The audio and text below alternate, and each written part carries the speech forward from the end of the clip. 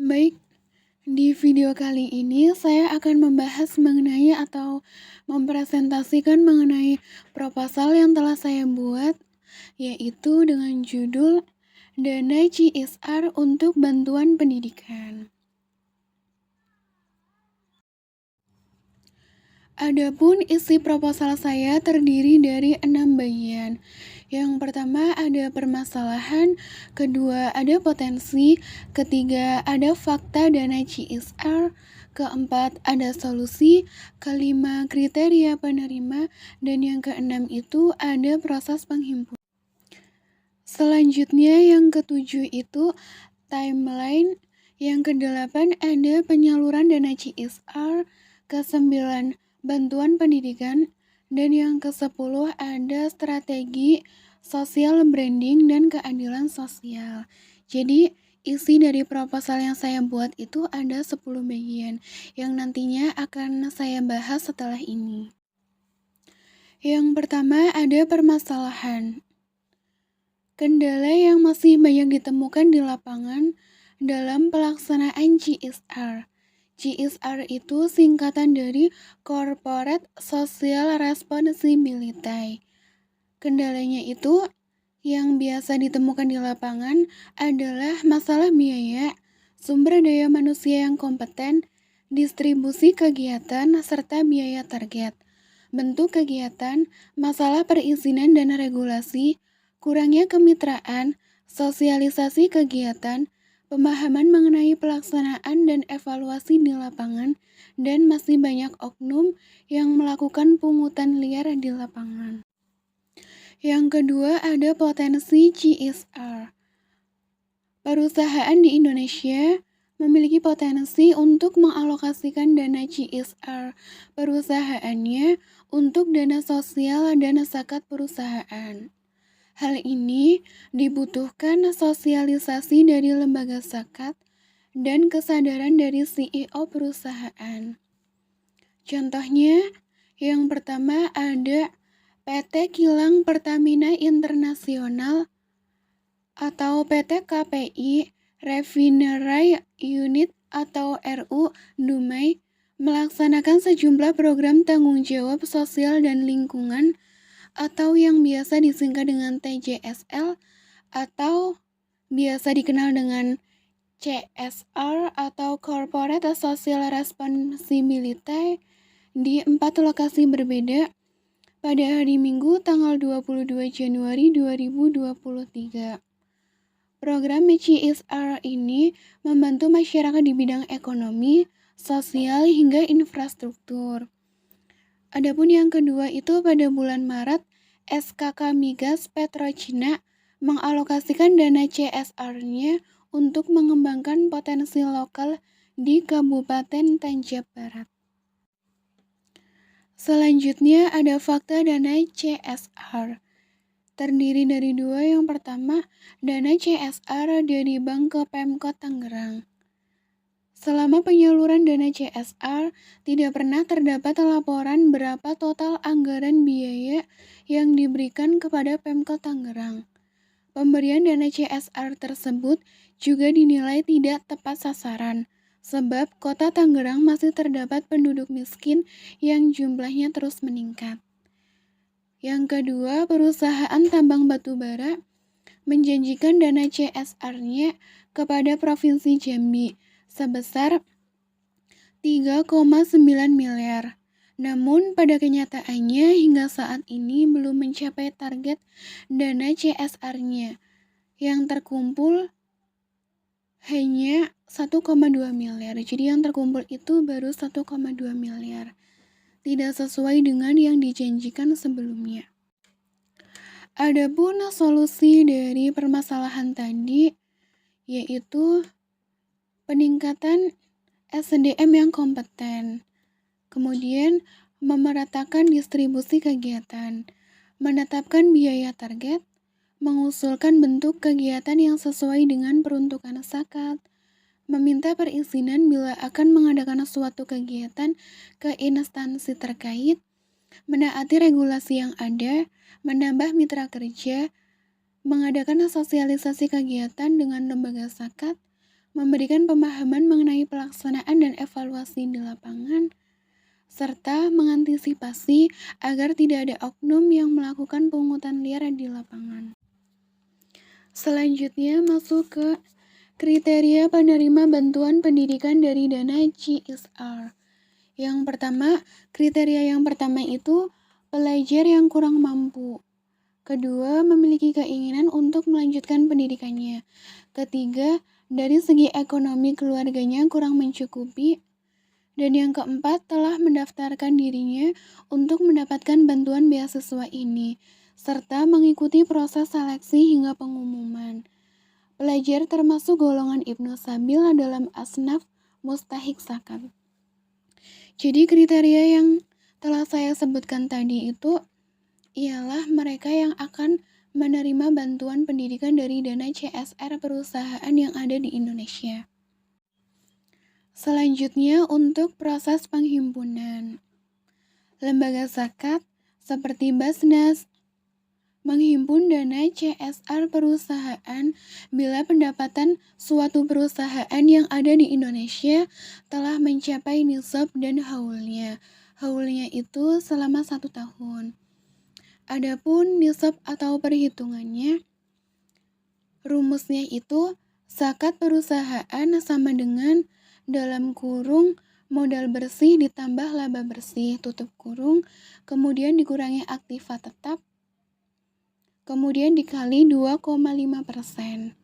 Metode ini sebenarnya mirip dengan metode dana diinvestasikan bersih AAOI FI yang menghitung nilai zakat dari selisih antara modal bersih dan laba bersih usaha dengan aset tetap perusahaan sebagai harta yang dibayarkan zakatnya. Selanjutnya ada timeline. Timeline pada proposal yang saya buat ini ada 7 skema.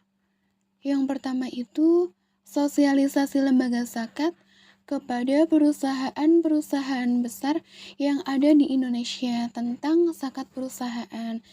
Jadi lembaga zakat itu mensosialisasikan mengenai zakat perusahaan kepada perusahaan besar yang ada di Indonesia. Kemudian yang kedua, penghimpunan dana CSR oleh lembaga zakat. Jadi lembaga zakat menghimpun dana CSR perusahaan-perusahaan tersebut. Kemudian yang ketiga, perhitungan zakat perusahaan yang akan dikeluarkan. Jadi perusahaan itu dibantu oleh lembaga zakat untuk menghitung zakat perusahaannya yang akan dikeluarkan. Yang keempat, mengadakan rapat untuk membahas mengenai program bantuan pendidikan dari dana CSR ini. Kemudian yang kelima, membuka pendaftaran bagi pelajar yang memiliki keinginan tinggi untuk melanjutkan pendidikannya ke jenjang yang lebih tinggi lagi. Yang keenam, setelah itu pengumuman peserta yang lulus. Dan yang ketujuh atau yang terakhir itu penyerahan bantuan pendidikan secara simbolik. Selanjutnya untuk penyaluran dari dana CSR ini, penyaluran dana diserahkan langsung oleh CEO perusahaan atau yang mewakilinya kepada para peserta yang lulus dalam seleksi. Pada penyerahan itu di dalam sebuah acara, jadi lembaga zakat dan perusahaan yang telah mengeluarkan dana CSR-nya atau dana zakatnya kepada lembaga zakat itu membuat suatu acara dengan judul penyerahan bantuan pendidikan CSR yang diadakan oleh lembaga zakat dan perusahaan terkait yang telah menyalurkan dana CSR-nya untuk zakat perusahaan pada lembaga zakat tersebut secara simbolik.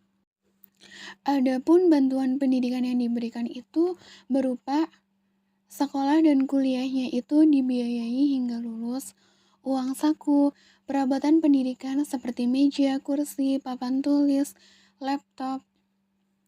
Itu semua diserahkan untuk mendukung kegiatan belajar mengajar. Selanjutnya strategi. Yang pertama ada strategi penghimpunan.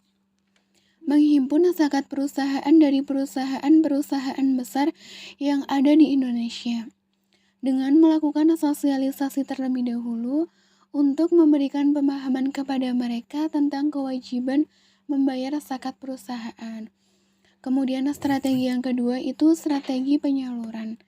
Dana CSR dialokasikan untuk bantuan pendidikan bagi pelajar kategori Ibnu Sabil sesuai dengan kriteria yang telah saya sampaikan sebelumnya. Selanjutnya ada social branding dan keadilan sosial. Social branding melalui media sosial dengan membuat infografis untuk mengkampanyekan program bantuan pendidikan CSR ini ke media sosial seperti WA, Instagram, Facebook, Twitter, website, YouTube, dan media sosial lainnya. Kemudian dana CSR ini untuk bantuan pendidikan ini memuat keadilan sosial. Dana CSR ini memuat aspek keadilan sosial, yaitu adanya pemerataan distribusi untuk para pelajar yang lulus seleksi, kemudian penerima mendapatkan pendampingan dari tim yang sudah dibentuk oleh lembaga Basnas atau lembaga zakat lainnya. Selanjutnya ada 6 tantangan dana CSR. Yang pertama, perilaku peralihan konsumen. Para penerima beasiswa akan memanfaatkan bantuan pendidikan yang didapatkannya untuk keperluan sekolah. Dana tersebut sangat membantu mereka meringankan beban biaya pendidikan mereka. Yang kedua, adanya perubahan dunia industri. Revolusi industri secara sederhana dapat diartikan sebagai perubahan yang besar dan radikal terhadap cara manusia memproduksi barang dan jasa. Sejumlah pakar menyebutkan perubahan radikal ini sudah terjadi 3 kali, dan saat ini dunia sedang mengalami revolusi industri yang keempat. Perubahan dunia industri juga mempengaruhi besar kecilnya dana CSR yang diberikan perusahaan kepada lembaga zakat. Tantangan yang ketiga itu perkembangan iptek yang sangat cepat. Dampak positifnya itu adalah informasi mengenai proposal yang saya ajukan ini dapat diketahui oleh lembaga zakat dan perusahaan-perusahaan besar yang ada di Indonesia, yaitu dengan cara menyebarluaskan informasi atau program yang saya usulkan ini ke media sosial serta men-share-nya kepada pihak terkait. Tantangan yang keempat yaitu persaingan bisnis.